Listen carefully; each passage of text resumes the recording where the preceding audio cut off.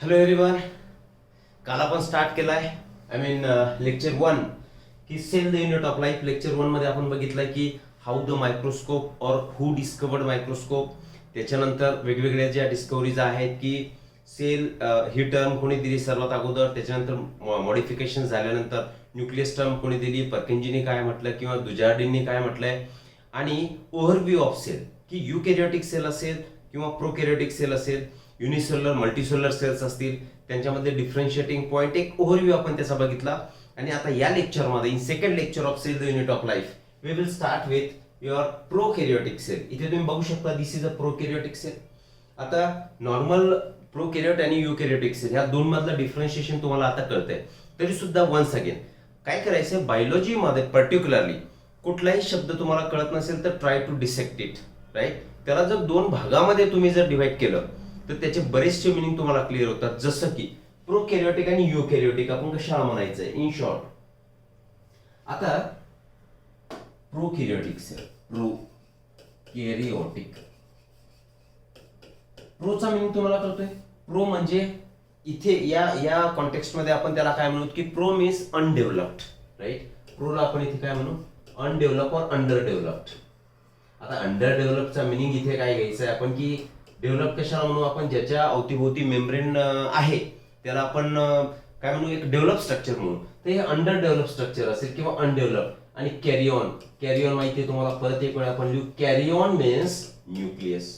म्हणजे असा न्यूक्लियस, असे ऑर्गॅनिझम की ज्यांच्यामधला nucleus is undeveloped, under developed किंवा अनडेव्हलप्ड काय म्हणू आपण normally. This is a cell आणि या सेलला जर असा एक, सॉरी मी सेल म्हणतोय, सेलमध्ये हा न्यूक्लियस आणि या न्यूक्लियसच्या या मेम्ब्रेनला तुम्ही नॉर्मली काय म्हणता, न्यूक्लिअर मेम्ब्रेन. जर न्यूक्लिअर मेम्ब्रेन प्रेझेंट नसेल तर तशा न्यूक्लियसला तुम्ही अनडेव्हलप्ड म्हणा. म्हणजे प्रो कंडिशन मध्ये तो प्रेझेंट आहे आणि प्रो कंडिशन मध्ये आहे, that's why it will be those organisms will be termed as prokaryotic organisms. Clear. Second बघूत आपण युकॅरियोटिक ऑर्गॅनिझम कशाला म्हणायचं आपल्याला, ठीक आहे ना. आता युकॅरियोट्स म्हणजेच काय, यू कॅरियोट्स. आता कॅरियॉनचा मीनिंग समजलाय तुम्हाला, युकॅरियोट्स. याला कॅरियॉन मीन्स काय, इथे न्यूक्लियस, ठीक आहे ना. आणि यू, कुठेही शब्द यू येऊ द्या त्याला तुम्ही ट्रू म्हणणार, ठीक आहे. जसं की यू क्रोमॅटिन म्हणजे true chromatin, true genetic material. तसंच यू म्हणजे true nucleus. True nucleus in the sense what, suppose this is your nucleus and it is surrounded by nuclear membrane. म्हणजेच दिस इज न्यूक्लियस, ठीक आहे. मेम्ब्रेन बाउंड न्यूक्लियस जर असेल तर त्याला तुम्ही म्हणणार true nucleus, that means eukaryon. आणि यू कॅरियॉन जे ऑर्गॅनिझम पजेस करतात त्या ऑर्गॅनिझम्सला तुम्ही म्हणा युकॅरियोट्स, ठीक आहे. हा एकदम बेसिक पॉइंट आहे की तुम्ही अर्लियर स्टँडर्ड्स मध्ये किंवा प्रिव्हियस स्टँडर्ड्स मध्ये you definitely have studied this points, ठीक आहे ना. दुसरा पार्ट आपण आता प्रोकॅरियोटिक सेल आणि युकॅरियोटिक बद्दल जर बोलायचं झालं तर प्रोकॅरियोटिक सेल्स आणि युकॅरियोटिक सेल्स यांच्यामध्ये सेल्युलर ऑर्गॅनेलिज, जे सेल्युलर ऑर्गॅनेलिज प्रेझेंट असतील त्या सिमिलर नसतात. फक्त दोघांमध्ये एक कॉमन तुम्हाला पॉइंट सापडेल and that is your presence of ribosome which is a non membrane bound structure. कळतंय तुम्हाला. युकॅरियोटिक मध्ये तुम्ही जे काय नाव ऐकलेले असतील, कुठले नाव की endoplasmic reticulum, Golgi complex, lysosome, plastid, mitochondria, all these are cellular organelles, these are the part of eukaryotic cell. मग प्रोकॅरियोटिक मध्ये काय, मेम्ब्रेन बाउंड न्यूक्लियस सुद्धा नाहीये. मग मेम्ब्रेन बाउंड न्यूक्लियस नाही तर त्याच्याऐवजी तुम्ही त्याला न्यूक्लिओइड म्हणता, ठीक आहे. दुसरं काय, बाकीचे सेल्युलर ऑर्गॅनिझम प्रेझेंट आहेत का, नाही, सिमिलर अजिबात नाही. मेम्ब्रेन बाउंड तर लगेचच नाही. फक्त दोन्ही सेलमध्ये प्रोकॅरियोट आणि युकॅरियोट दोन सेलमध्ये कॉमन पॉइंट तुम्हाला सापडेल and that is your presence of ribosome which is again non membrane bound structure. हा रायबोझोमचा टाईप हा डिफरंट असेल. आता तो आपण वन बाय वन बघणार आहोत, ठीक आहे ना. So we will start with prokaryotic cell. आता काय सांगताय, इथे प्रोकॅरियोटिक सेल दिसते तुम्हाला. या डायग्राम मध्ये तुम्ही जर ऑब्झर्व केलं तर तुम्हाला इथे हे जी ब्लू कलर मध्ये ग्रॅन्युलर स्ट्रक्चर दिसत आहे, तर these are termed as your ribosomes. आता सांगितलं आपण which is a common point common structure or cell organelles that is present in prokaryote and eukaryote cell, right. Okay. यांच्या बॉडी सरफेस वरती आता यांचे वेगवेगळे लेअर सुद्धा आहेत, आपल्याला डिटेल बघायचे आहेत. हे वेगवेगळे लेअर सुद्धा इथे दिसत आहेत तुम्हाला.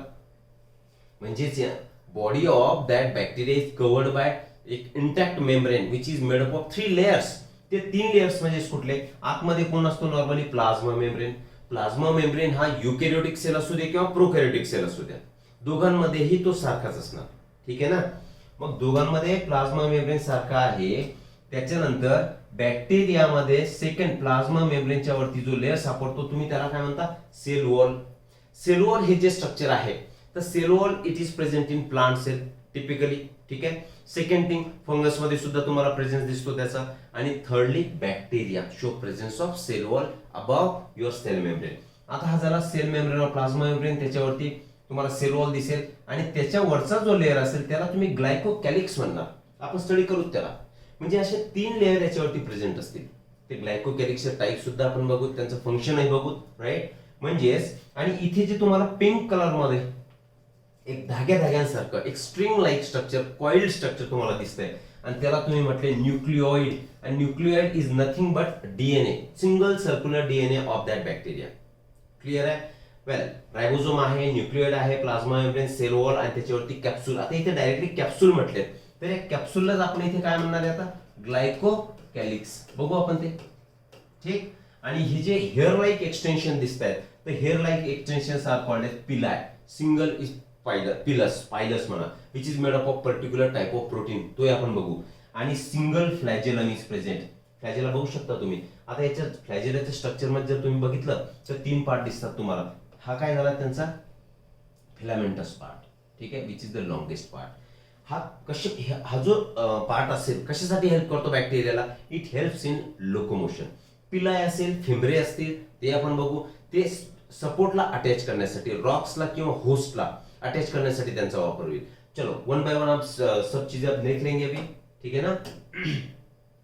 पहिले बघा, तर प्रोकॅरियोटिक सेल्स आर रिप्रेझेंटेड बाय. आता या प्रोकॅरियोटिक सेल मध्ये कोण कोण येते याच्यामध्ये, सी हियर बॅक्टेरिया येतात. Well, blue green algae. Blue green अल्गेलाच तुम्ही काय म्हणता, सायनोबॅक्टेरिया. ठीक आहे ना. वेल, आणि मायकोप्लाझ्मा और पीपीएलओ. मायकोप्लाझ्मा और पीपीएलओ म्हणजे काय, pleuropneumonia like organism. Pleuropneumonia like organism means what. इथे आपण एक रफ असं दाखवू की suppose this is a lung.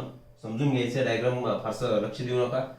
आणि याच्या अवतीभोवती जे तुम्हाला मेम्ब्रेन दिसत आहेत, हा एक मेम्ब्रेन असेल आणि हा दुसरा मेम्ब्रेन असेल.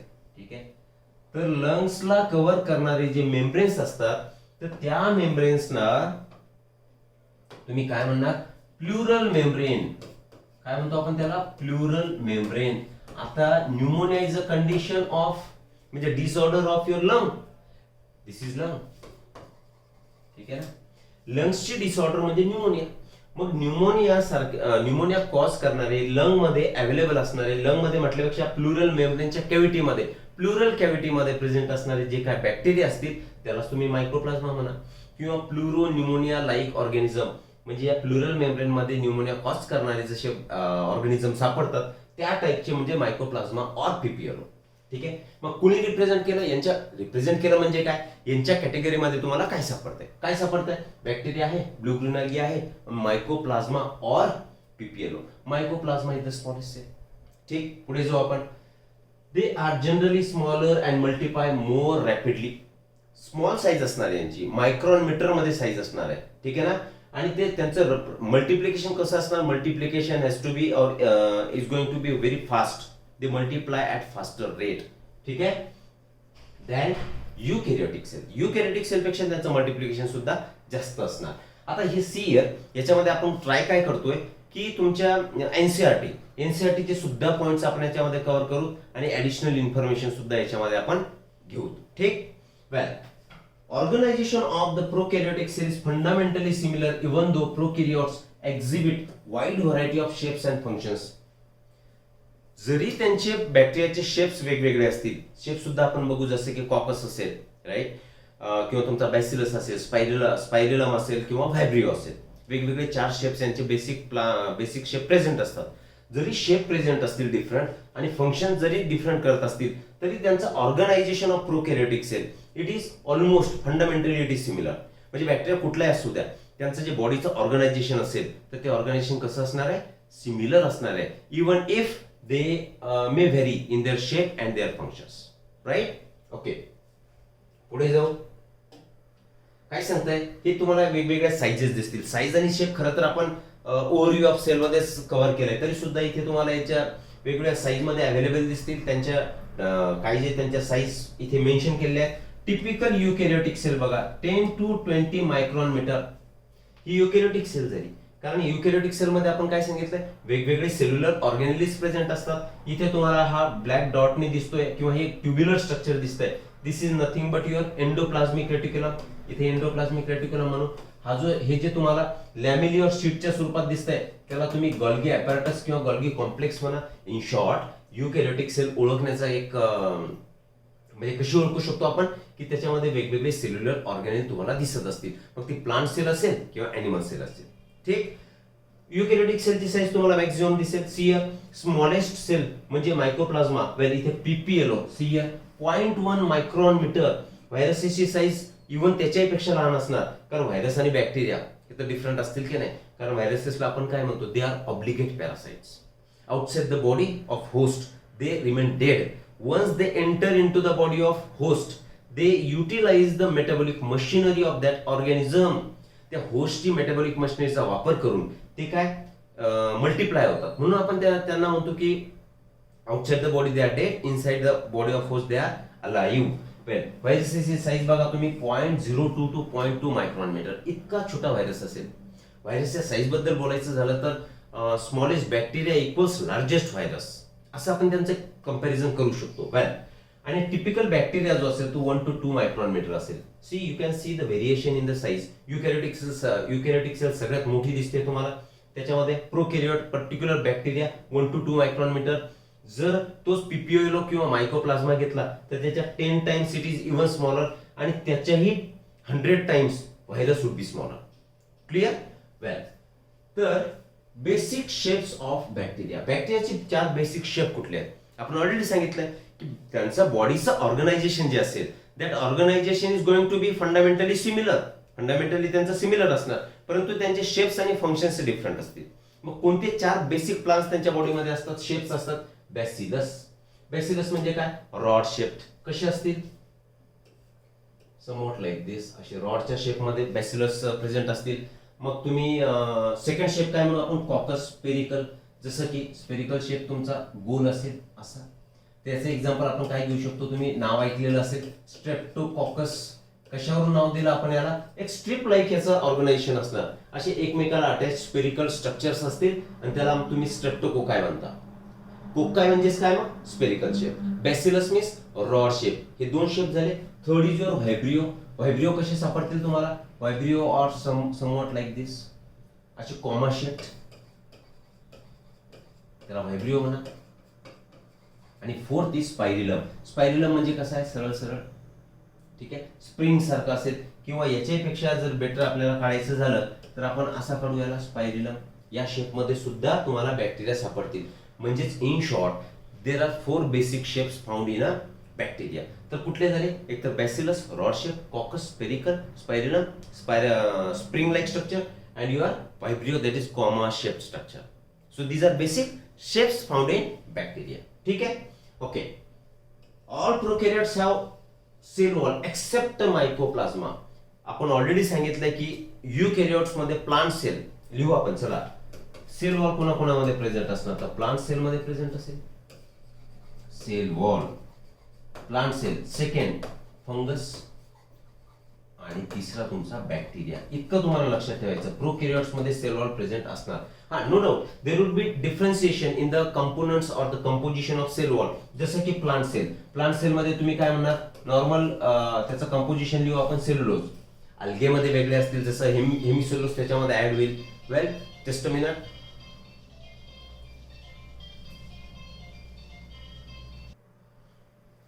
चला, ठीक आहे. फंगस. फंगस मध्ये कशाने बनलेलं असणार, त्यांची cell wall it is made up of chitin. Again it is a polysaccharide. बरोबर ना. इन शॉर्ट सांगण्याचा मुद्दा हा की सेल वॉल ह्या वेगवेगळ्या ऑर्गॅनिझम मध्ये प्रेझेंट आहे, युकॅरियोट असो की प्रोकॅरियोट असो. कारण हे तर दोन्ही युकॅरियोटच झाले, बरोबर की नाही. आणि दिस इज प्रोकॅरियोट. फक्त त्यांचे कंपोजिशन वेगळे असतील. आणि बॅक्टेरियामध्ये सेल वॉल मध्ये तुम्हाला पेप्टिडोग्लायकन हे कंपोनंट सापडतील. त्याच्यावरून सुद्धा बॅक्टेरियाचे जे वेगवेगळे टाईप आपण स्ट्रेनिंग टेक्निक नुसार करणार आहोत ते सुद्धा आपण बघू. क्लिअर.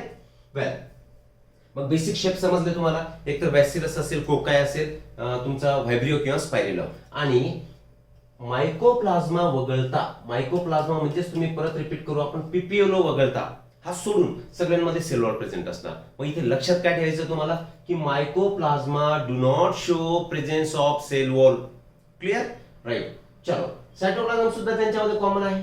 सेल म्हटलं की त्यांच्यामध्ये आपण ओव्हरव्ह्यू ऑफ सेल जो बघितला त्याच्यामध्ये आपण काय सांगितलंय, वेल दिस इज अ सेल, आणि या सेल मध्ये हा जो तुम्हाला सेम लिव्हिंग सबस्टन्स दिसतोय, लिव्हिंग फ्लुइड दिसते, कुणी टर्म दिली होती आठवतंय, living fluid. This term was given by yes Dujardin. त्यांनी त्याला सार्कोड नाव दिलं होतं आणि त्या सार्कोडलाच पर्किन्सने सांगितलं होतं की it is protoplasm. And this is the arena of all cellular activities. Arena means zone. Clear?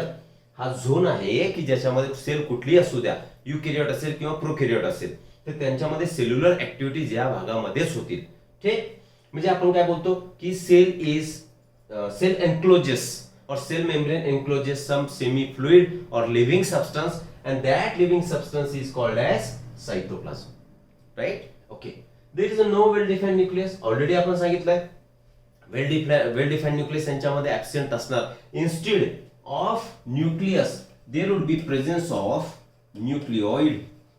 त्याला तुम्ही काय म्हणणार, nucleoid. And nucleoid is nothing but सरळ सरळ तुम्ही त्याला म्हणू शकता की nucleoid act as genetic material. म्हणजे it is continuous with cytoplasm, कारण त्याच्या अवतीभोवती मेम्ब्रेनच नाही. जर मेम्ब्रेन नाही, सेल जर काढायची झाली आपल्याला, वेल चला मी इथे परत, ठीक आहे बघू मला समोर, चला मी इथे एक सेल काढतोय, दिस इज अ सेल. ठीक आहे, ही बॅक्टेरियल सेल झाली.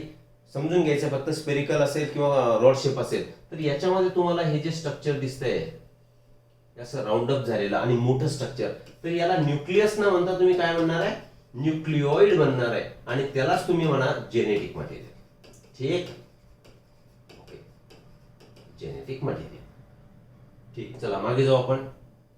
नो वेल डिफाईन न्यूक्लियस, वेल डिफाईन न्यूक्लियस नाही म्हणून तर आपण त्याला प्रोकॅरियोट म्हणतो की नाही. आणि प्रोकॅरियोट का म्हणायचं, त्याचा ऑलरेडी सुरुवातीलाच आपण त्याचा पॉइंट समजून घेतला की प्रो मीन्स अनडेव्हलप आणि कॅरियन म्हणजे न्यूक्लियस. अनडेव्हलप न्यूक्लियस आहे म्हणजे न्यूक्लियस मेम्ब्रेन बाउंड नसून तो एक फायबरच्या स्वरूपात प्रेझेंट असेल. क्लिअर, त्यालाच न्यूक्लियोइड आपण म्हणणार. चलो आगे बढ़ते फिर. नेक्स्ट काय, genetic material is naked. Naked आहे म्हणजेच काय, it is continuous with cytoplasm. See याला अवतीभोवती आता असं काही न्यूक्लियर मेम्ब्रेन इथे प्रेझेंट नाही. वेल मी आता याला परत मिटवतोय, नो कन्फ्युजन.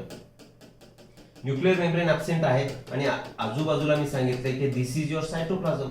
मग आता सायटोप्लाझम मध्ये याला मेम्ब्रेन नसल्यामुळे जशाला तसा पडू नये म्हणून त्याला म्हटलो आपण इट इज नेकेड. कसं आहे, सिंगल अँड सर्क्युलर. हे सर्क्युलर काढलंय. This genetic material is single and circular. म्हणजे यांचा जो डीएनए असणार, ठीक आहे ना, त्या न्यूक्लियोइड मध्ये जो डीएनए प्रेझेंट असेल that is single and circular. Clear, well many bacteria have small circular DNA outside genomic DNA called as plasmid. Well समजून घ्या, दिस इज न्यूक्लियोइड. आता हे जे जेनेटिक मटेरियल आहे तर याच्यामध्ये जो डीएनए असेल त्या डीएनए ला तुम्ही काय म्हणायचे, जिनोमिक डीएनए. जिनोमिक डीएनए म्हणजे त्यांचे कॅरेक्टर डिसाइड करणारा, कॅरेक्टर डिटरमाइन करणारा जो डीएनए असेल, जसं आपल्याही सेलमध्ये प्रेझेंट असतो.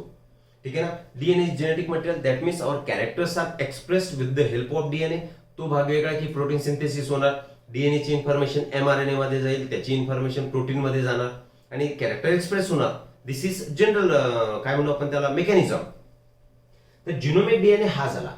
आता अपार्ट फ्रॉम दिस, आता मी स्पेरिकल काढायला नको होता ही डायग्राम, खरं तर ही मी रेक्टँग्युलर काढायला हवी होती. वेल तर यांच्यामध्ये अजून एक स्ट्रक्चर प्रेझेंट असेल, असं double and circular. This double and circular structure outside genomic DNA. वेल चला याला रफ करू आपण. CR double circular DNA is present. आता हे मेन जिनोमिक डीएनए झाला, म्हणजे याच्यामध्ये ऍक्च्युअली त्याचे जीन्स, त्याचे कॅरेक्टर एक्सप्रेस करणारा जीन कोणता असेल, तर डीएनए कुठले असतील तर जिनोमिक डीएनए. तर याच्या बाहेर सुद्धा सायटोप्लाझम मध्ये एक्स्ट्रा क्रोमोझोमल डीएनए, याला आपण नाव काय देऊ, extra chromosomal DNA. Extra chromosomal DNA, extra means outside genomic DNA. या ओरिजिनल सिंगल सर्क्युलर डीएनएच्या बाहेर सुद्धा डबल सर्क्युलर एक डीएनए प्रेझेंट असणार आणि तो जो डबल सर्क्युलर डीएनए आहे त्याला एक्स्ट्रा क्रोमोझोम डीएनए म्हटलो and that is termed as your plasmid. त्याला तुम्ही प्लाझमिड म्हणणार. आता प्लाझमिड तुम्ही 11th मध्ये जर असाल तर plasmid he term may be तुम्हाला नवीन असेल, पण जे 12th शिकतायत आणि पर्टिक्युलरली त्यांनी ज्यांनी जेनेटिक्स शिकलेले आहेत तर what is plasmid. Plasmid act as vector. व्हेक्टरचं एक्झाम्पल काय झालं की एक हाऊस फ्लाय असेल. हाऊस फ्लाय काय करते की एक ती घाणेरड्या ठिकाणी बसणार आणि तिच्या पायांना घाण चिपकून येणार आणि it will that fly will come to your food आणि it will land on food material. आणि ती जी घाण त्याच्या पायाला चिपकली होती ती आता कुणासोबत आली, फूड मटेरियल सोबत. म्हणजेच त्या माशीनी, घरमाशीनी, हाऊस फ्लायनी काय म्हणून काम केलंय तर व्हेक्टर म्हणून काम केलंय. मग हे प्लाझमिड सुद्धा तुमच्या जेनेटिक इंजिनिअरिंग मध्ये प्लाझमिड हे व्हेक्टर म्हणून काम करतात फॉर कॅरिंग काय म्हणू आपण त्याला DNA. For carrying of DNA this plasmids are used as vectors. ठीक, चला पुढे जाऊ. Ribosome is common in both. Both म्हणजे कोण, प्रोकॅरियोट्स अँड युकॅरियोट्स. दोघांमध्येही सुरुवातीलाच आपण सांगितलंय की ribosome is a common structure. फक्त प्रोकॅरियोट मध्ये जो रायबोझोम प्रेझेंट असेल. Ribosome in case of prokaryotes is 70S type and which is made from 50S plus 30S subunits. या दोन सबयुनिट पासून हा 70S टाइपचा ribosome which is a non membrane bound structure. Ribosome लिहून टाकू आपण where it is. well ribosome non membrane bound. हे non membrane bound structure present असणार प्रोकॅरियोटिक सेल मध्ये आणि त्यालाच आपण म्हणतोय रायबोझोम. त्या रायबोझोमचा टाइप असणार 70S. S stands for Svedberg unit. ते आपण समोर बघूच. कशाने बनलेला आहे, 2 subunits, 50S larger subunit and 30S smaller subunit. या दोघांनी आता याचं कॅल्क्युलेशन नका करत बसू. 50 प्लस 30 म्हणजे इट लीड्स टू 80S, बरोबर की नाही. त्याचा सम जर केला तर, पण ते रिलेशन इथे नाहीये. ते आपण जेव्हा आपण स्वेडबर्ग युनिट डिस्कस करू त्यावेळी आपण त्याला डिस्कस करणार. वेल इन शॉर्ट समजलं तुम्हाला. 70S type of ribosome it is found in your prokaryotic cells. Clear, ठीक. आणि which is common in both prokaryote and eukaryotic cell. आता युकॅरियोट मध्ये जो रायबोझोम प्रेझेंट असेल तर type of which is 80S. Again it is made from 2 subunits. That means your 60S and 40S larger subunit, smaller subunit. इतकंच लक्षात ठेवा. आपण last lecture मध्ये हे बघितलं सुद्धा होतं की 70S ribosome this type is found in your cellular organelles असतो. क्लोरोप्लास्ट, मायटोकॉन्ड्रिया, आरिया त्याच्या सरफेस वरती, रफ एंडोप्लाझमिक रेटिक्युलम. आणि युकॅरियोट मध्ये 80S टाइपचा रायबोझोम प्रेझेंट असेल. Well clear. Prokaryotes have something unique in the form of inclusions. आता या प्रोकॅरियोट्स मध्ये इन्क्लुजन बॉडीज या प्रेझेंट असतात. इन्क्लुजन बॉडीज म्हणजे काय, these are nothing but membranous extensions. त्यांचा जो सेल्युलर मेम्ब्रेन असेल त्याची सायटोप्लाझम मधले एक्सटेन्शन्स मीन्स मिसोझोम्स. कसं दाखवू आपण याला मी पुसून घेऊ आपण. चला. वेल मेम्ब्रेनस एक्सटेन्शन्स. मेम्ब्रेन कुठला आहे, सेल मेम्ब्रेन किंवा त्यालाच म्हणतो आपण प्लाझ्मा मेम्ब्रेन. तर ते जे सायटोप्लाझम मध्ये त्यांचं एक्सटेंड होणार, त्यांचं काय म्हणू आपण प्रोट्रुजन होणार, त्याला आपण मिसोझोम म्हणणार. वेल तर ते कसे असू शकतील. For example this is suppose this is your bacterial cell. ठीक आहे, हा त्यांचा प्लाझ्मा मेम्ब्रेन कन्सिडर करा. तर यांचंच एक्सटेन्शन आतमध्ये झालंय. ठीक आहे, तरी असे जे एक्सटेन्शन यांच्या बॉडीच्या म्हणजे या सायटोप्लाझम मध्ये जे प्रेझेंट असतील तर त्या सायटोप्लाझम मधल्या एक्सटेन्शन्सला तुम्ही म्हणायचं मिसोझोम्स. आता मिसोझोम्स काय, these are simply infoldings of cell membrane. इथून आपण कंटिन्युअस दाखवलंय, याला मिटून टाका, इथून असं संपून टाकायला म्हणजे इनफोल्डिंग, आतल्या साईडला फोल्डिंग तयार झाल्या. आणि ते infolding of cell membrane are nothing but your मिसोझोम.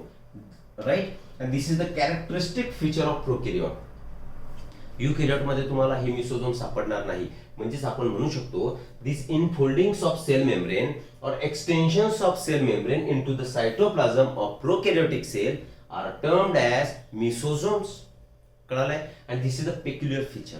This is special characteristic of bacteria. ठीक, प्रोकॅरियोट्स. आगे बढ़ते. Cell envelope and its modifications. आता सेल एनव्हलप आणि त्याचे मॉडिफिकेशन काय असतील. See here. Bacterial cells have chemically complex cell envelope. Suppose this is your bacteria. ठीक आहे, याला इथे लिहितो मी बॅक्टेरिया. आता या बॅक्टेरियावरती मी जे वेगवेगळ्या कलर्स मध्ये आपण समजून घेण्यासाठी असं काढतो याला, की हे समजून घ्या की this is your cell membrane.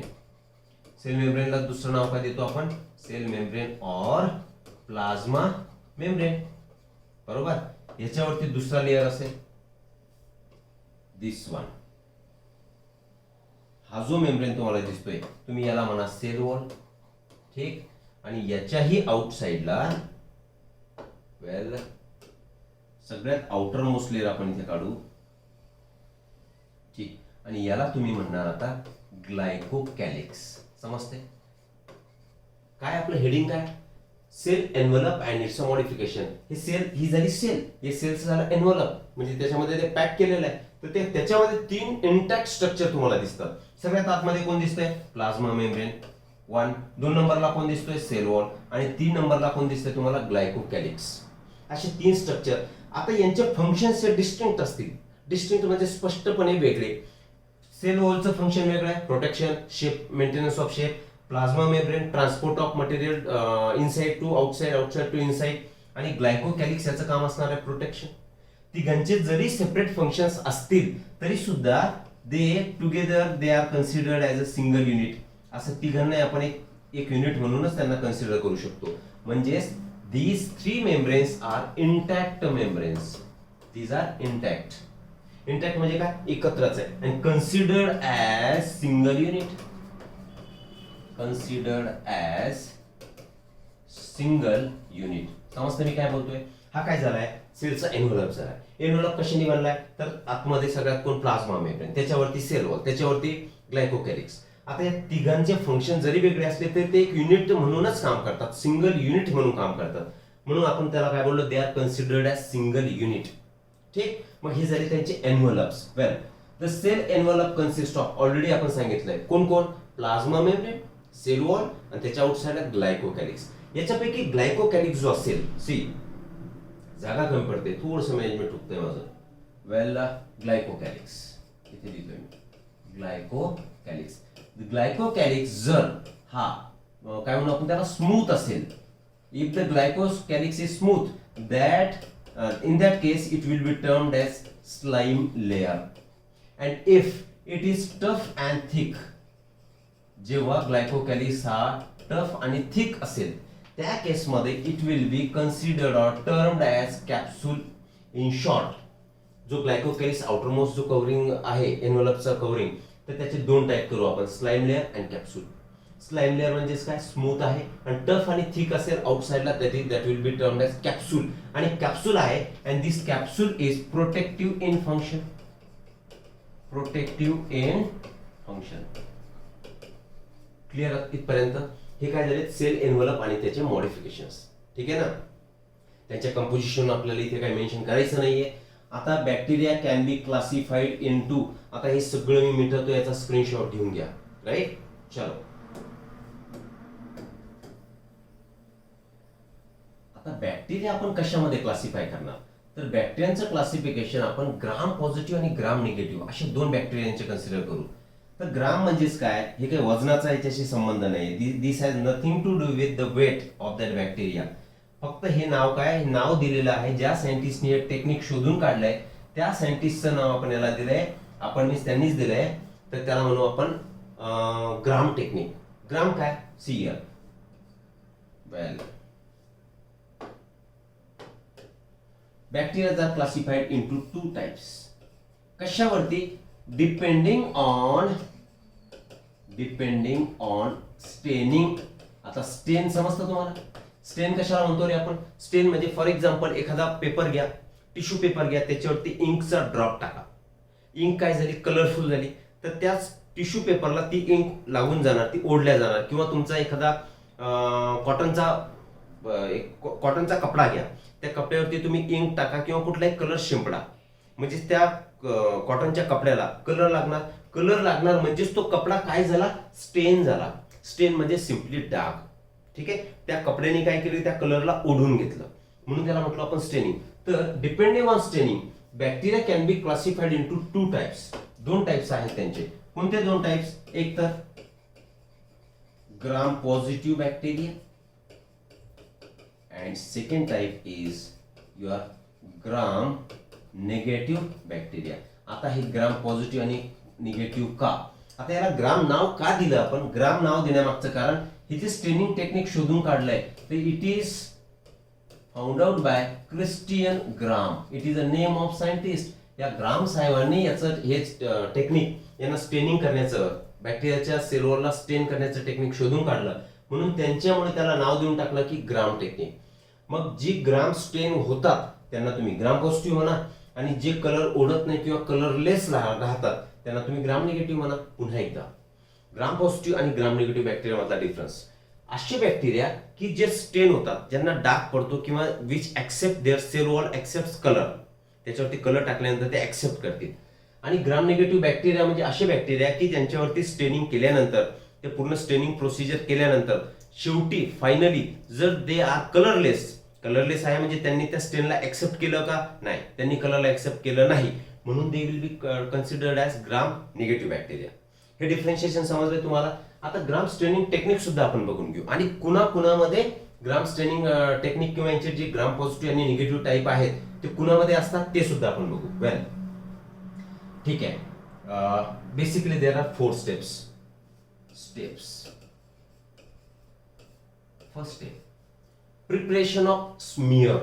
पहिली स्टेप काय करणार आपण, प्रिपरेशन ऑफ स्मिअर. आता स्मिअर म्हणजे काय, suppose this is a glass slide. ठीक आहे, ही ग्लासची स्लाइड असेल. या स्लाइड वरती काय करा की बॅक्टेरियल सोल्युशन टाका. आता बॅक्टेरियल सोल्युशन तुम्ही सेपरेटली तर काय बनवणार नाही. मग एखादा पॉन्ड मध्ये वॉटर असेल, खराब झालेलं वॉटर असेल, किंवा कर्ड असेल, दही ज्याच्यामध्ये लॅक्टोबॅसिलस असतात, असं समजू आपण की याच्यावरती तुम्ही आता हे असं दही टाकून दिलं, ड्रॉप टाकला दह्याचा. ठीक आहे, दुसरी काय म्हणू आपण त्याला, स्लाइड घ्या. ही एक स्लाइड आणि ही एक स्लाइड, याच्यावरती ड्रॉप टाकलाय, तो ड्रॉप असा ओढून घ्या. ओढून घ्या म्हणजेच काय, आता हा असा पसरेल. क्लिअर, हा असा इथे पसरला. आता काय करायचं, याला थोडस वॉर्म करा. एक बर्नर लावा आणि बर्नरच्या वरतून याला असं 2-3 वेळा फिरवा. म्हणजेच काय, हा डिहायड्रेट होईल. डिहायड्रेट होईल म्हणजे हा सुकून जाणार, म्हणजे ड्राय होणार, अँड हा त्याला पॅक पकडून ठेवणार, म्हणजे चिपकून जाणार. ही जी तुम्ही इथे पट्टी तुम्हाला दिसते किंवा त्याला तो जे कर्ड तुम्ही टाकलं होतं त्याला चिपकलं, ते चिपकलं म्हणजेच तुम्ही काय तयार केलं, स्मिअर तयार केली. मग प्रिपरेशन ऑफ स्मिअर.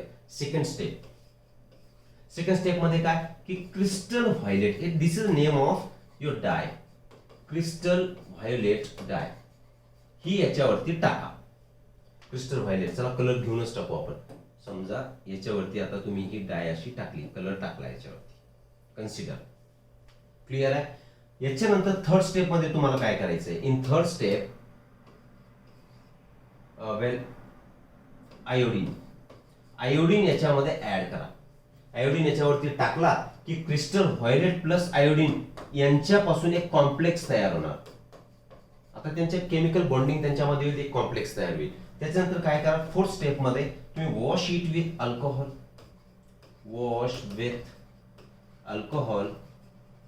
और ऍसिटोन. आता ऍसिटोन अल्कोहोलने त्याला वॉश करा. नॉर्मली ऍसिटोन तुम्ही कशामध्ये वापरता, तुमचं नेल पेंट रिमूव्हर, नेल पॉलिश जे तुम्ही करता त्याला रिमूव्ह करण्यासाठी तो रिमूव्हर जो असतो तो नॉर्मली ऍसिटोन असतो. मग यांच्यावरती आता तुम्ही अल्कोहोल टाका किंवा ऍसिटोन टाका, सो दॅट त्यांचं काय होणार, वॉशिंग होणार. आणि fifth step is again addition of safranin dye. याला तुम्ही त्याच्यावरती ऍड करा. ही स्टेनच करणार, ही डाय त्याच्यावरती टाका. 2 डायचा वापर केला. पहिल्या स्टेप मध्ये तुम्ही क्रिस्टल व्हायोलेट डाय वापरली, दुसऱ्या स्टेप मध्ये तुम्ही आयोडीन त्याच्यामध्ये ऍड केलंय, तिसऱ्या स्टेप मध्ये अल्कोहोलने किंवा ऍसिडोनने त्याला वॉश केलं, आणि वेल ठीक आहे ना. आणि नंतर काय केलंय, मी 5 कसे लिहिले, हा प्रिपरेशन ऑफ स्मिअर सोडून द्या, ऍडिशन ऑफ सॅफ्रानिन डाय. आता ह्या स्टेप्स तुम्ही दोन्ही केसमध्ये करणार. वेल, आता ग्राम पॉझिटिव्ह बॅक्टेरिया तुम्ही कशाला म्हणायचं आणि ग्राम निगेटिव्ह कुणाला म्हणायचं. सी हिअर आपण काय सांगितलं की जे बॅक्टेरिया प्रेझेंट असतात, मी याला आता रब करू शकतो, राईट. मी याला रब करतोय. ह्या स्टेप्स झाल्या बेसिकली. बरं, राहू द्या. चला, हा इथे तुम्हाला एक इमेज दिसते. या इमेज मध्ये इथे लिहिलंय मी ग्राम निगेटिव्ह आणि याला लिहिलंय ग्राम पॉझिटिव्ह आणि हा लिहिला ग्राम निगेटिव्ह. कलर सुद्धा बघा, इथे आपण पर्पल कलर दाखवला because this crystal violet it is purple in colour और डार्क ब्लू इन कलर. ठीक आहे. आणि हा जो पिंक कलर असतो दिस कलर इज ऑफ युअर सॅफ्रनिंग. कुठे दिस वन सॅफ्रनिंगचा हा पिंक कलर असतो म्हणून त्याला आपण इथे पिंक कलर दाखवलाय. आता आपण समजून घेऊ हे जे स्ट्रक्चर तुम्हाला दिसतंय, जे ग्राम पॉझिटिव्ह बॅक्टेरिया असतील तर त्यांच्यामध्ये हा जो दिसतोय तुम्हाला खाली लेअर दिसतोय green colour plus columnar structure दिसणार, तर this is your plasma membrane. Plasma मेम्ब्रेनचं स्ट्रक्चर आपल्याला शिकायचं आहे. कसं असतं plasma membrane? Plasma membrane is like this. Lipid बाय लेअरनी बनलेलं हे एक स्ट्रक्चर असेल. ठीक आहे. हे असं स्ट्रक्चर जे दिसतंय तुम्हाला दिस इज लिपिड बायलेयर. इथे दिसतंय तुम्हाला, याच्यामध्ये हे टनेल प्रोटीन्स दिसतात, मेम्ब्रेन प्रोटीन्स. याला डिटेल आपण स्टडी करू. कन्सिडर करा की हा प्लाझ्मा मेम्ब्रेन. आपले लेयर्स काय आहेत? सगळ्यात अगोदर प्लाझ्मा मेम्ब्रेन, त्याच्यावरती सेल वॉल आणि त्याच्यावरती ग्लायकोकॅलिक्स. क्लिअर आहे? वेल, मग हा प्लाझ्मा मेम्ब्रेन आणि याच्यावरती तुम्हाला इथे दिसतंय सेल वॉल. ठीक आहे. आता ही जी सेल वॉल आहे तो दोन्ही केसमध्ये या बॅक्टेरियामध्ये दिसते आणि या बॅक्टेरियाच्या सेल वॉल मध्ये सुद्धा दिसते स्ट्रक्चर मध्ये. हा काय झाला तुमचा प्लाझ्मा मेम्ब्रेन. इतका structure this is a plasma membrane. आणि एक डिफरन्स जर लक्षात येत असेल तर यांची सेल वॉल ही थिक दिसते तुम्हाला. थिक बघा, यांची विड्थ बघा आणि याची विड्थ बघा. सेल वॉलची विड्थ ग्राम निगेटिव्ह बॅक्टेरियामध्ये कमी असणार. आता ती विड्थ किंवा त्याची जाडी कशाने तयार झाली? It is peptidoglycan layer. ही जे तुम्हाला ब्राऊन कलर मध्ये दिसतंय तर दॅट इज पेप्टिडोग्लायकन. ऑलरेडी आपण सांगितलं की cell wall of bacteria contains peptidoglycan. Clear आहे? तर हा पेप्टिडोग्लायकन लेअर यांच्यामध्ये प्रेझेंट आहे. इथपर्यंत डन. परंतु यांच्या पेप्टिडोग्लायकनची थिकनेस इज मोर आणि यांच्या पेप्टिडोग्लायकनची थिकनेस इज लेस. यांची थिकनेस कशी दिसते तुम्हाला? जास्त दिसते. आणि ग्राम निगेटिव्ह बॅक्टेरियामध्ये thickness of peptidoglycan layer is less. आणि त्याच्यावरती परत तुम्हाला प्लाझ्मा मेम्ब्रेनचं स्ट्रक्चर दिसतंय की which is made from LPS. कशाने बनलेलं आहे? एलपीएस ने बनलेलं आहे. सॉरी, सिलेक्ट नाही केला मी. ही जी एलपीएस आहे तर एलपीएस चा लॉंग फॉर्म काय? It is lipopolysaccharide. Lipopolysaccharide lipid आणि कार्बोहायड्रेट यांच्यापासून तयार झालेलं एलपीएस स्ट्रक्चर यांच्यावरती प्रेझेंट आहे. इथपर्यंत डन झालंय. वेल, आणि यांच्यामध्ये एक ऍडिशनल स्ट्रक्चर प्रेझेंट असेल ग्राम पॉझिटिव्ह बॅक्टेरियामध्ये, कारण तो स्टेन ओढतोय. तर ते ऍडिशनल स्ट्रक्चर म्हणजे काय? याच्यावरती मी असे तुम्हाला लाईन मध्ये दाखवले. तर these are amino acids and that amino acid is teichoic acid. कोणता अमिनो ऍसिड असेल? Teichoic acid. आता ऍक्च्युअल प्रोसेस आपण समजून घेऊ की आपण सांगितलं ग्राम निगेटिव्ह बॅक्टेरियामध्ये पेप्टिडोग्लायकनचा लेअर हा थिन असतो आणि ग्राम पॉझिटिव्ह मध्ये इट इज थिक. मग होणार काय? सुरुवातीला तुम्ही काय केलं? क्रिस्टल व्हायलेट डाय याच्यावरती टाकली, याच्यावरती सुद्धा टाकली. मग क्रिस्टल व्हायलेट डाय सरळ सरळ पडणार आणि ह्या सेल वॉलला पेप्टिडोग्लायकनला त्याला डाग घेऊन जाणार, त्याची स्टेनिंग होऊन जाणार, तो कलरफुल बनणार. परंतु इथे जेव्हा तुम्ही डाय टाकणार तर त्याला हा मेम्ब्रेन क्रॉस करावा लागेल आणि इतक्याच भागामध्ये तो येऊन थांबेल. मग त्याची क्वांटिटी इथे पोहोचणार ही सुद्धा कमी असणार. ठीक आहे. मग आपण तुम्ही आयोडीन टाकला, आयोडीन टाकल्यानंतर इथे कॉम्प्लेक्स तयार झाला, परंतु इथे कमी आयोडीन पोहोचणार, इथे कमी कॉम्प्लेक्स तयार होणार. दोन गोष्टी झाल्या. थर्ड स्टेप मध्ये तुम्ही त्याला अल्कोहोलनी वॉश केलं.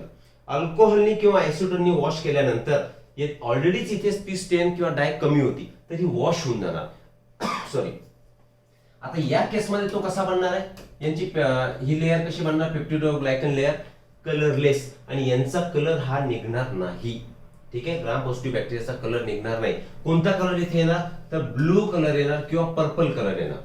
ठीक. नंतर तुम्ही काय करणार? त्याला वॉशिंग झाल्यानंतर सॅफ्रनिन डाय ऍड करा. सॅफ्रनिन ऍड केल्यानंतरही याचा कलर हा पर्पलच असणार, परंतु हा कलरलेस राहणार. मग यांनी स्टेन ऍक्सेप्ट केली नाही म्हणून हा झाला ग्राम निगेटिव्ह बॅक्टेरिया आणि यांनी स्टेन ऍक्सेप्ट केली म्हणून याला म्हणू आपण gram positive bacteria. This is simply a staining technique. Whether the cell wall of bacteria accepts that color or not. If it accepts, then it is called as gram positive. जर accept करत नसेल तर तो कलरलेसच जर राहत असेल तर त्याला आपण काय म्हणणार? ग्राम निगेटिव्ह बॅक्टेरिया. क्लिअर दिस कॉन्सेप्ट? काय लक्षात ठेवायचं? पेप्टिडो. आता वेल, हे ग्राम पॉझिटिव्ह किंवा ग्राम निगेटिव्ह हे बॅक्टेरिया कुणामध्ये कोणते असतात? तर सिम्पली दे आर प्रोकॅरियोट्स. मी परत एक वेळा लिहितो. चला आता याला मी रब करतोय. हे ग्राम स्टेनिंग टेक्निक कुणामध्ये काम करणार किंवा ग्राम पॉझिटिव्ह आणि ग्राम निगेटिव्ह बॅक्टेरिया म्हणायचं तर कुणाला म्हणायचंय ओनली प्रोकॅरियोट्स. हे प्रोकॅरियोट्सच फक्त ग्राम पॉझिटिव्ह किंवा ग्राम निगेटिव्ह असतील. मग कोण नसेल? युकॅरियोटिक सेल्स मध्ये हे तुम्ही म्हणणार नाही. कारण काय? आणि दुसरं प्रोकॅरिया, डोमेन शिकलेलो आहे आपण. प्रोकॅरिया या दोन म्हणजे आर्किया सॉरी प्रोकॅरियाच म्हणतो, extremely sorry, it is archaea. Archaebacteria असं मी इथे देतो. कारण हे जे आर्केबॅक्टेरिया असतील किंवा युकॅरियोट्स असतील तर यांच्या सेल वॉल मध्ये देर इज अ ऍब्सेन्स ऑफ पेप्टिडोग्लायकन. यांच्यामध्ये पेप्टिडोग्लायकन प्रेझेंट असणार नाही. म्हणून ग्राम स्टेनिंग टेक्निक युकॅरियोटिक सेल किंवा तुमच्या आर्केबॅक्टेरिया मध्ये काम करणार नाही किंवा ते स्टेन एक्सेप्ट करणार नाही. Why? Because there is absence of peptidoglycan which is present in prokaryotic bacteria. Gram positive मध्ये आहे, ग्राम निगेटिव्ह मध्ये फक्त थिकनेस मध्ये फरक आहे. Got it? याला म्हणतो आपण ग्राम स्टेनिंग टेक्निक. आगे बढ़ते फिर ग्लायकोकॅलिक्स डिफर्स इन कंपोजिशन. ऑलरेडी सांगितलं आपण दोन टाइप मध्ये त्याला डिवाइड केलं होतं. Differs in composition and thickness among different bacteria. वेगवेगळ्या बॅक्टेरियामध्ये जो वरचा ग्लायकोकॅलिक्स असतो त्याची थिकनेस सुद्धा डिफर करणार आणि त्यांचे केमिकल कंपोजिशन सुद्धा डिफरंट असणार. ठीक. Cell wall determines. आता जी सेल वॉल आहे तर सेल वॉलचं फंक्शन काय असणार? It determines the shape. It determines shape of the cell. Simple आहे. कारण it is a non living structure, it is sturdy tough structure. मग शेप डिटरमाइन करेल and it provide strong structural support to prevent bacterium from bursting or collapsing. त्या बॅक्टेरियाला collapse होण्यापासून वाचवणे आणि त्याला एक पर्टिक्युलर शेप देणे. This is the function of cell wall. ठीक आहे. जेव्हा अँटीबायोटिक्सचा वापर होतो तर सेल वॉल मध्ये नॉर्मली कॉम्प्लेक्स स्ट्रक्चर प्रेझेंट असतील, जसं की एन ऍसिटाइल ग्लुकोसामिन किंवा एन ऍसिटाइल म्युरामिक ऍसिड. हे वेगवेगळे इंटरलिंक झालेले स्ट्रक्चर प्रेझेंट असतात. जेव्हा तुम्ही अँटीबायोटिक खाता, बॅक्टेरियल इन्फेक्शन तुम्हाला झालं आणि तुम्ही अँटीबायोटिक घेणार, फॉर एक्झाम्पल ओफ्लॉक्सेसिन असेल तर तो त्याची सेल वॉल ब्रेक करणार. कशी ब्रेक करणार? तो कुणावरती काम करेल? मग त्या एन ऍसिटिल ग्लुकोजामिन आणि एन ऍसिटिल म्युरामिक ऍसिड यांचे इंटर ब्रिजेस तो कट करून टाकणार. म्हणजे त्यांची सेल वॉल फुटणार. आणि आपण ऑलरेडी सांगितलंय की सेल वॉलचं फंक्शन काय? Strong structural support. मग सपोर्ट मिळेल का त्यांना स्ट्रक्चरला? स्ट्रक्चर बर्स्ट होईल, त्यांचं कोलॅप्सिंग होईल आणि तो बॅक्टेरिया वुड डाय. तो बॅक्टेरिया मरून जाईल. That is the mechanism of action of your. चला मी लिहितोच इथे. काय सांगितलं आपण? अँटीबायोटिक्स.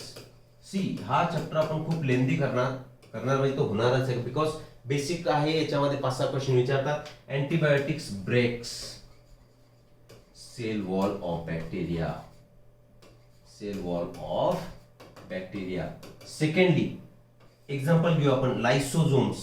आपल्या सलाइवामध्ये लायसोझोम प्रेझेंट असतील. लायसोझोम सुद्धा काय करणार? त्यांची सेल वॉल ब्रेक करणार. नॉर्मली त्यांची सेल वॉल कशाने बनलेली आहे? तर cell wall is made from, त्यांचे कंपोजिशन लिहायचं झालं तर N acetyl glucosamine and N acetyl muramic acid. NAG आणि नॅम. तर यांच्यामध्ये काय असणार? अशी लिंकिंग असणार. तर ही लिंकिंग तो तोडून टाकणार आणि ही लिंकिंग तोडली की त्यांची सेल वॉल बर्स्ट झाली. क्लियर आहे? वेल, चलो आगे बढ़ते फिर. The plasma membrane is selectively permeable in nature. आपण एक एक बघतोय. आपण बघितलं ग्लायकोकॅलिक्सचे टाइप बघितले, स्लाइम लेअर आणि कॅप्सूल. 2 नंबरला आपण बोललो सेल वॉल. सेल वॉलचे composition peptidoglycan, gram positive gram negative. त्याच्यानंतर आपण बोललो त्यांचे फंक्शन, शेप डिटरमाइन करणे त्या बॅक्टेरियाचा. And second function strong structural support. कशासाठी? कारण त्यांचं कोलॅप्सिंग किंवा बर्स्टिंग, त्यांचं फुटणे अवॉइड करण्यासाठी. थर्ड आपण आलोय plasma membrane, innermost layer of that intact membrane, that is unit. बरोबर? तर प्लाझ्मा मेम्ब्रेनचं काम काय? It is selectively permeable in nature. म्हणजे पर्टिक्युलर सबस्टन्सेसलाच हा आतमध्ये किंवा बाहेर जाऊ देणार. ठीक आहे. And interacts with the outside world. Selectively permeable आहे, मग सिलेक्टेड मटेरियल आतमध्ये येणार आणि सिलेक्टेड मटेरियलच बाहेर जाणार. ठीक. This membrane is similar structurally to that of eukaryotes. म्हणजेच इन शॉर्ट कुठे लिहिलंय? Plasma membrane. लिहू आपण.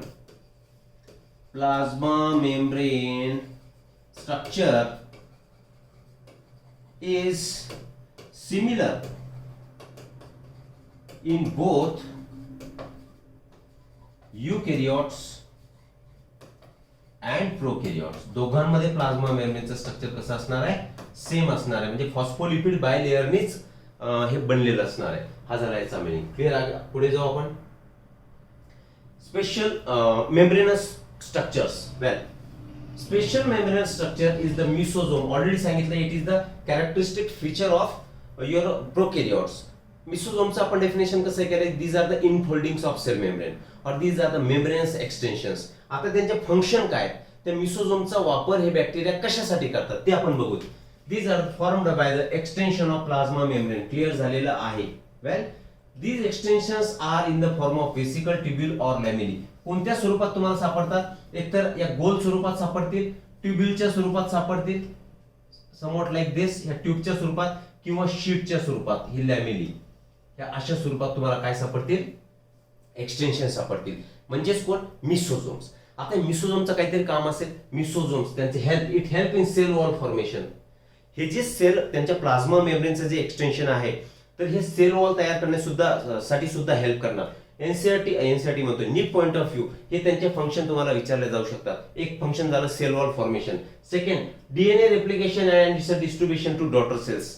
डीएनएचं रेप्लिकेशन करण्यामध्ये सुद्धा, म्हणजे त्यांच्या न्यूक्लिओइड मध्ये जो डीएनए प्रेझेंट आहे त्याचं मल्टिप्लिकेशन करणे आणि त्यांचं डिस्ट्रीब्युशन डॉटर सेल्स मध्ये करणे. That is again a function of your membranous extension, that is mesosome. Clear. नंतर they also help in respiration. आता याच्यामध्ये तुम्ही एक लक्षात घेऊ शकता, मिसोझोम इज होमोलॉगस नाही म्हणू आपण. मिसोझोम कॅन बी कॉल्ड, असं लिहू आपण. चला, can be called as mitochondria of prokaryotes. कळालं मी काय बोललो.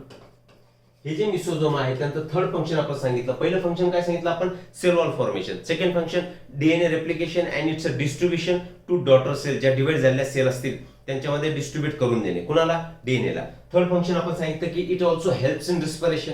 रिस्पिरेशन हेल्प मध्ये हेल्प करतो. म्हणजे हे रिस्पिरेशन फंक्शन कुणाचं आहे, मायटोकॉन्ड्रिया. कारण मायटोकॉन्ड्रियामध्येच रिस्पिरेशन होणार, तिथे एटीपी रिलीज होणार.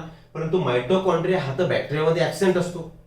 मग मायटोकॉन्ड्रिया सारखंच फंक्शन मिसोझोम करतो, म्हणून त्याला आपण मायटोकॉन्ड्रिया सुद्धा म्हणू शकतो, मायटोकॉन्ड्रिया ऑफ प्रोकॅरियोट.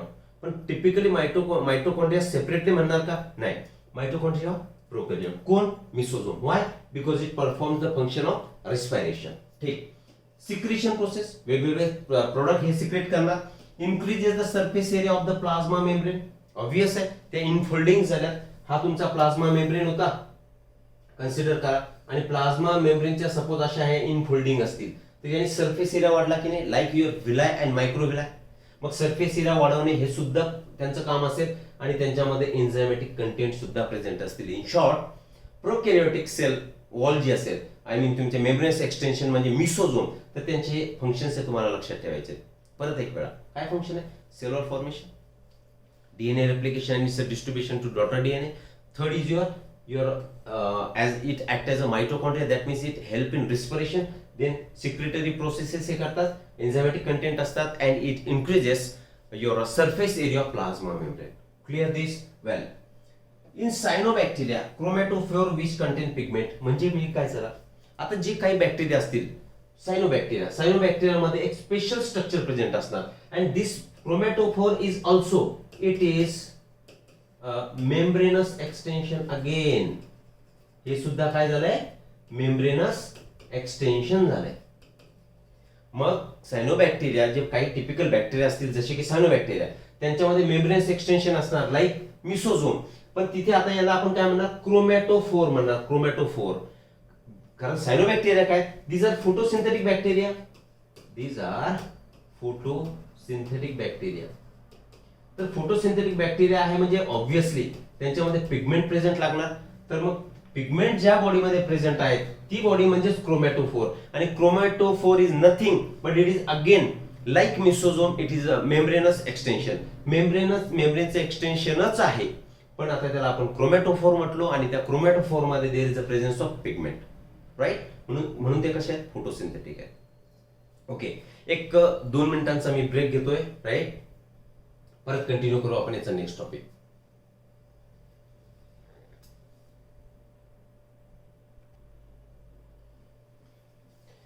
ओके, मिसोझोम्स मिसोझोम किंवा क्रोमॅटोफोर मेम्ब्रेन्स एक्सटेन्शन तुमचे आता क्लिअर झालेले असतील, राईट. आता बॅक्टेरिया कसे असतील, एक तर मोटाईल असतील किंवा नॉन मोटाईल असतील. मोटाईल म्हणजे काय, which are able to move, एका ठिकाणून दुसऱ्या ठिकाणी जाऊ शकत असतील, किंवा नॉन मोटाईल स्थिर राहणारे असतील. मग मोटाईल जर असतील तर मोटिलिटी करणारा एखादा ऑर्गन त्यांना लागणार. मग तो मोटाईल जर असतील तर त्यांच्यामध्ये मोटिलिटी करणारा organ is nothing but your flagellum. ठीक आहे, bacteria may be motile or non motile. जर if motile then flagella will be the structure of the locomotor structure. कुठला असणार, फ्लॅजेला. ठीक आहे, आणि जर नॉन मोटाईल असते तर फ्लॅजेला विल रिमेन ऍबसेंट. आता बॅक्टेरिया टू बॅक्टेरिया वेगवेगळे बॅक्टेरिया असतील. For example bacteria A, bacteria B, bacteria C, यांच्यामध्ये फ्लॅजेलाची संख्या आणि त्यांची साईज म्हणू आपण, ही कमी अधिक असू शकणार. म्हणजे there is a variation in the flagellar structure in different bacteria. See here, bacterial flagellum is composed of 3 parts. 3 part कोणते, filament, hook and basal body. आता बेसल बॉडी म्हणजे काय, याला बेसल बॉडी म्हणा, याला तुम्ही हुक म्हणा, आणि याच्यापासून जे एक्सटेन्शन बाहेर पडलंय तर याला तुम्ही म्हणायचे फिलामेंट. ठीक आहे, आणि filament is the longest part. हा फिलामेंट जो आहे this is the longest part of that flagella. आणि बेस आणि तुमचा काय म्हणून हुक, ते कसे स्मॉल पार्ट झाले, ते काही तुमच्या एकदम सेल मेम्ब्रेन पासून अटॅच असणारे पार्ट असतील, बरोबर की नाही. मग हे 3 पार्ट झाले. Filament is the longest portion and extends from cell surface to outside. म्हणजे इथपर्यंत काय आली तुमची आता सेल सरफेस, इथपासून आता हा फिलामेंट एक्सटेंड करणार. तर याला म्हणतो आपण simply, if the bacteria is motile then it will show presence of flagellum. जर नॉन मोटाईल असेल तर फ्लॅजेला त्यांच्यामध्ये ऍबसेंट असेल. आणि ऑलरेडी आपण सांगितलंय की फ्लॅजेलाची काय म्हणू आपण, नंबर हा कसा राहणार, डिफर करणार, किंवा त्यांची साईज सुद्धा डिफर करणार according to type of bacteria. Clear. चला पुढे जाऊ. फ्लॅजेला, फक्त फ्लॅजेला एकच स्ट्रक्चर प्रेझेंट असतं का, ती डायग्राम जर तुम्हाला आठवत असेल तर त्या डायग्राम मध्ये समजा हा तुमचा बॅक्टेरिया होता, ठीक आहे ना. तर या बॅक्टेरियाच्या बॉडीवरती तुम्हाला असे छोटे छोटे स्ट्रक्चर सुद्धा दिसले, ठीक आहे ना. तर या स्ट्रक्चरला तुम्ही काय म्हणणार, पायलस, आणि प्लुरल फॉर्म मध्ये आपण त्याला म्हणू पिलाय. हे पिलाय स्ट्रक्चर असेल. आणि ब्रिसल लाईक स्ट्रक्चर, फिमरे सुद्धा प्रेझेंट असतील, हे ब्रिसल लाईक स्ट्रक्चर. ठीक, तर या स्ट्रक्चरला तुम्ही काय म्हणायचं, फिमरे. म्हणजे pili and fimbriae these are additional structures besides or apart from your flagella. आता इथे फ्लॅजेला होता सपोज, ठीक आहे, हा बॅक्टेरियम फ्लॅजेला होता. फ्लॅजेला तर आहेच आहे, आतमधलं स्ट्रक्चरही बघूनच घेऊ आपण. हे काय काढलं होतं आपण, सिंगल सर्क्युलर डीएनए, आणि याच्यामध्ये अशा बॉडीज आपण शो केल्या होत्या. आणि त्या बॉडीज म्हणजे कोण होत्या, तुमच्या रायबोझोम्स. याला म्हटले होते तुम्ही न्यूक्लिओइड, बरोबर. हा झाला फ्लॅजेला. सिंपल स्ट्रक्चर आहे प्रोकॅरियोटिक सेलचा, राईट. आणि हे फिमरे आणि हे पिलाय. मग पिलाय आणि फिमरे यांचं काम काय, पिलाय आणि fimbriae do not play role in locomotion. त्यांच्या हालचालीमध्ये त्यांचा रोल नसतो. म्हणजे हालचालीचं काम कोणाला दिलेलं आहे, याला, म्हणजेच movement. Movement is with the help of flagella. आणि पिलाय आणि फिमरे हे जे स्ट्रक्चर असतील, फिमरे कसं स्ट्रक्चर दिसतंय तुम्हाला, ब्रिसल लाईक स्ट्रक्चर. ब्रिसल म्हणजे काय समजतं तुम्हाला, तुमचा टूथ ब्रश जो असतो त्याचे जे दात असतात ते म्हणजे ब्रिसल्स, त्याच्यासारखं स्ट्रक्चर प्रेझेंट असेल. आणि पिलाय थोडेसे इलॉंगेटेड ट्युब्युलर स्ट्रक्चर्स आहेत. तर या पिलाय आणि फिमरेचं काम काय, attachment with support, attaches with support. त्या बॅक्टेरियाला एखाद्या सपोर्टला, फॉर एक्झाम्पल एखाद्या रॉकला किंवा होस्ट बॉडी, त्या होस्टला अटॅच होण्यासाठी दिस पिलाय अँड फिमरे सपोर्ट. मग हे झाले तुमचे additional structures. Well, fimbriae are small bristle like fibres, already आपण सांगितलंय. Pili are elongated tubular structure made up of special protein. आता तो स्पेशल प्रोटीन कुठला आहे, तर that protein is pilin protein. नाव सहज म्हणून लक्षात ठेवा, pilin. Pilin is a protein, special protein that makes your pili. Pili आणि फिमरेचं काम सांगितलं आपण, अटॅचमेंट टू होस्ट बॉडी किंवा सपोर्ट किंवा रॉक अशा ठिकाणी अटॅच करायचं असेल तर या पिलाय आणि फिमरेचा याच्यामध्ये वापर होतो. ठीक, मग हे ऍडिशनल स्ट्रक्चर झाले फ्लॅजेला सोबतचे. पुढे जाऊ, ribosome and inclusion bodies. Ribosome बद्दल आपण ऑलरेडी सांगितलंय, तरी परत एक वेळा सांगू. रायबोझोम्स हे कुठे प्रेझेंट असतात, तर these are associated with the plasma membrane of cell. म्हणजे ही जर तुमची सेल असेल, बॅक्टेरियल सेल असेल, ठीक आहे ना, तर याच्या प्लाझ्मा मेम्ब्रेनला असे असोसिएट स्ट्रक्चर असणार. नोड ऑफ सायटोप्लाझम मध्ये सुद्धा असतील. तर हे प्लाझ्मा मेम्ब्रेनला असोसिएटेड स्ट्रक्चर म्हणजेच युअर रायबोझोम्स. टाईप सांगितला होता आपण. रायबोझोमचा कुठला टाईप असतो प्रोकॅरियोट्स मध्ये? It is 70s type. वारंवार आपण रिपीट करतोय. कसा बनलेला आहे? 50s larger subunit and 30s smaller subunit. S stands for Svedberg unit. S stands for Svedberg unit. आता Svedberg, it is a name of scientist, बरोबर की नाही? And it is a measure of, हे जे Svedberg unit आहे, it is measure of density and size of ribosome. रायबोझोमची density किती आहे, त्याची साईज किती आहे, त्याचं जे युनिट असेल त्याला स्वेडबर्ग युनिट म्हणायचंय. म्हणजेच हा एक कोइफिशियंट म्हणू शकतो आपण, राईट? तर हे दोन लार्जर सबयुनिट कोणता असेल यांच्यामध्ये? 50s आणि स्मॉलर सबयुनिट इज 30s. आणि या दोघां मिळून तयार जो झालाय तो 70s. कारण हे जे दोन लार्जर आणि स्मॉलर सबयुनिट असतात तर हे सेपरेट असतात. क्लिअर आहे ना? वेल, हे झालं तुमच्या रायबोझोम बद्दल. जर सपोज एक मी ते स्ट्रक्चर काढतोय, याला म्हणा तुम्ही mRNA. वेल, ड्युरिंग प्रोटीन सिंथेसिसच्या वेळी डीएनए कन्वर्ट म्हटल्यापेक्षा DNA transfers its information to mRNA. Well, आणि mRNA ची इन्फॉर्मेशन आता त्याच्यापासून कोण तयार होणार? प्रोटीन तयार होणार. त्याला म्हणतो आपण central dogma of protein synthesis. That is these are the steps of protein synthesis: transcription and translation. Clear? समजा हा mRNA आहे, तर प्रोटीन सिंथेसिसच्या वेळी mRNA ला रायबोझोमल युनिट असे अटॅच होतात. ठीक आहे? हा झाला तुमचा लार्जर सब युनिट, हा झाला स्मॉलर सब युनिट. ओके, मग ही याला अटॅच होतील. एका तुमच्या काय म्हणू आपण त्याला, mRNA ला एक रायबोझोम अटॅच होणार किंवा हे दोन सब युनिट अटॅच होतील. क्लिअर आहे? पण एकापेक्षा जर जास्त सब युनिट किंवा रायबोझोम याला अटॅच होत असतील, हा झाला फर्स्ट रायबोझोम, हा झाला second ribosome, this is your third ribosome. लक्षात घ्या, smaller sub unit, larger sub unit. याला परत एक्सटेंड करू आपण. परत इथे एक अटॅच झालाय, इथे एक अटॅच झालाय, म्हणजे हा फोर्थ झाला. मग एकापेक्षा जर जास्त रायबोझोम हे mRNA ला अटॅच होत असतील तर त्या स्ट्रक्चरला this structure will be termed as polysome, और त्यालाच तुम्ही म्हणू शकता पॉलीरायबोझोम. समजतंय? वेल, आता लक्षात घ्या, दिस इज mRNA स्ट्रक्चर. मला वरचं हे पुसून टाकू द्या. 70s टाईप तुम्हाला कळालाय. मी परत एक वेळा काढतो सो दॅट ही प्रोसेस सुद्धा आपल्याला इनडायरेक्टली इथे समजून जाईल. मग कोणता टाईप असतो रायबोझोमचा? 70s. कोणते दोन unit? 50s and 30s smaller sub unit. आता आपण काय सांगितलं? प्रोटीन सिंथेसिस होणार. मी परत एकदा सर्व लिहितोय. वेल, मी इथे लिहितोय प्रोटीन सिंथेसिस. कारण रायबोझोमचा रोल कशामध्ये असतो? Ribosomes are the site of protein synthesis.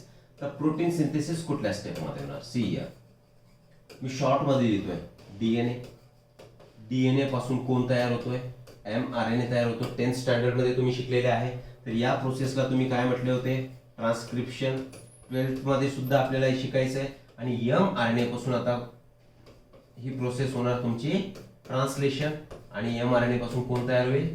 Protein तयार होईल. म्हणजे सिंपली मी इथे लिहितो याला प्रोटीन सिंथेसिस होणार. क्लिअर अप टू दिस? म्हणजे आता प्रोटीन सिंथेसिस मध्ये रायबोझोमचा रोल आहे. कसा?